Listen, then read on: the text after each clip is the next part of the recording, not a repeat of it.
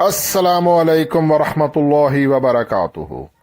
इय्याका नअबुदु व इय्याका नस्तईन @ VIP forex signals 99 से हसन आवान मुखातिब हूँ।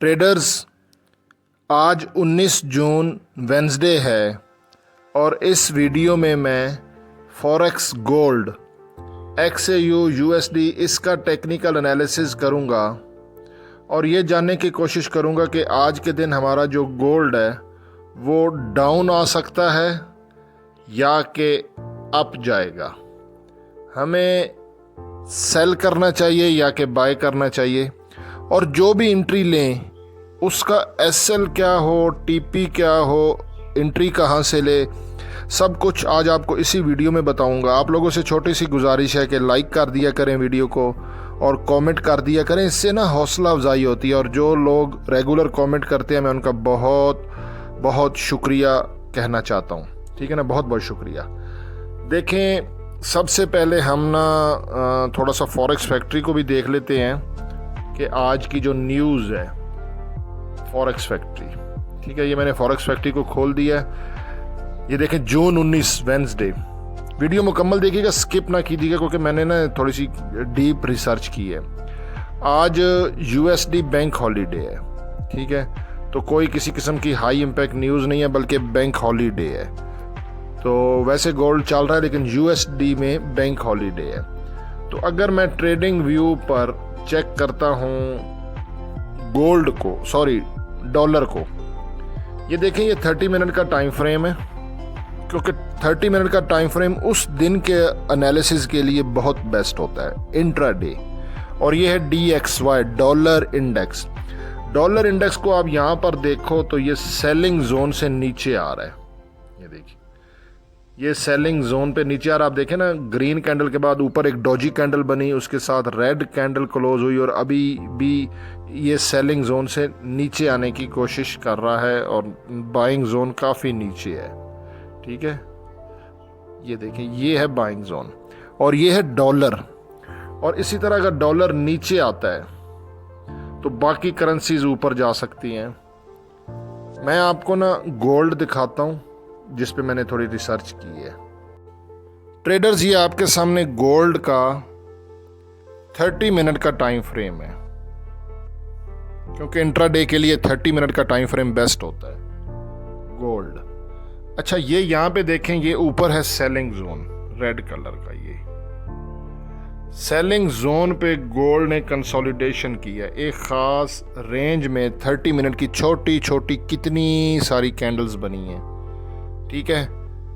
यहाँ पर मैंने एक प्राइस ली है, आपको जूम करके दिखाता हूँ। पहले तो ये देखा ना, ये 30 मिनट की कैंडल्स हैं, इसको बोलते हैं कंसोलिडेशन, और ये सेलिंग जोन के पास है। हालांकि पीछे मैंने आपको जो दिखाया है, डॉलर नीचे आ रहा है तो गोल्ड ऊपर जा सकता है, लेकिन यहाँ पर जो काफ़ी मैंने डीप सर्च किया, एनालिसिस किया है, यहाँ पर आप एक कैंडल देख लें, यानी कि देखें ना, कोई भी ऐसी कैंडल नहीं है जिसकी तरफ आपका ध्यान जाए, सिर्फ एक ऐसी कैंडल है। ये वाली कैंडल जो मैं आपको स्क्रीन पर दिखा रहा हूँ, इसके ऊपर बहुत लंबी एक विक है और बिल्कुल छोटी बॉडी है। यहाँ पर सेलिंग प्रेशर आया है प्रीवियसली और फिर बाइंग जोन, ये देखें ना, बायर्स मार्केट को ऊपर लेके गए और फिर एक लंबी विक है। और इसका अगर मैं टॉप लेता हूँ इस कैंडल का, क्योंकि और यहाँ पे कोई ऐसी कैंडल्स नहीं है। और ट्रेडर्स, मेरी प्ले लिस्ट पे trend reversal candle stick pattern वाली वीडियो लाजमी देखें। दुनिया में कैंडल्स के अलावा कोई ऐसी चीज़ नहीं है जो आपको प्रॉफिट दे सके फॉरेक्स में।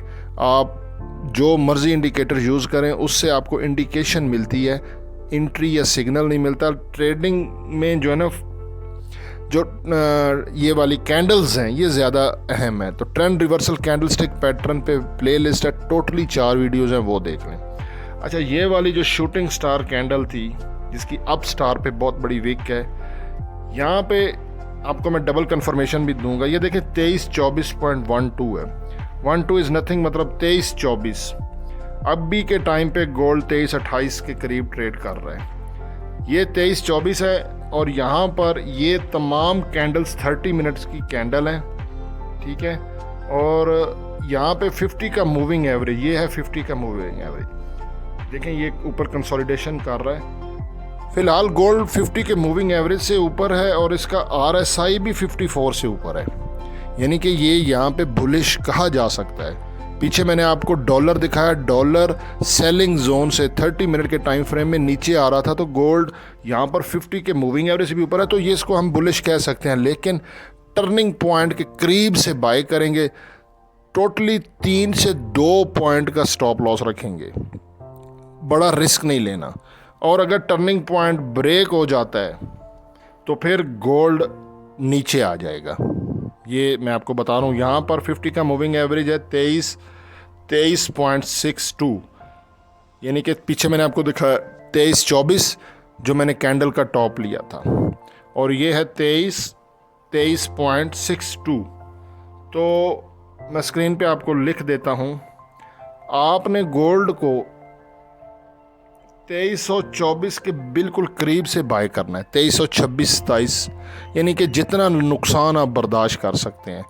लेकिन फ़िलहाल मैं एंट्री नहीं ले रहा हूँ, मैंने सिर्फ ये वेट करना है कि गोल्ड 2324 को अगर इसने ब्रेक कर दिया, मार्केट ने आज के दिन सुबह, मतलब अभी यूके सेशन शुरू होना, कहीं पर भी उसने अगर प्राइस मुझे दे दी ना 23-23 की, फिर फिबोनाची की 50% की रिट्रेसमेंट या फिर 61.8% की गोल्डन रेशो की रिट्रेसमेंट जब वो लेगा दोबारा ऊपर, तो ऊपर से मैं सेल करूंगा। लेकिन वो तब करूंगा जब गोल्ड 23-24 को ब्रेक करेगा नीचे। गोल्ड ने अगर 23-24 को नीचे ब्रेक कर दिया, फिर उसकी रिट्रेसमेंट ऊपर बनेगी। मैं आपको आइडिया दे देता हूँ, क्योंकि वो उस वक्त रिट्रेसमेंट लेनी होती है, क्योंकि जब कैंडल 30 मिनट की क्लोज होती है ना, ठीक है, कैंडल के क्लोज के बाद फिर उसकी रिट्रेसमेंट फिबोनाची की निकलती है, वो भी मैं आपको सिखा दूंगा।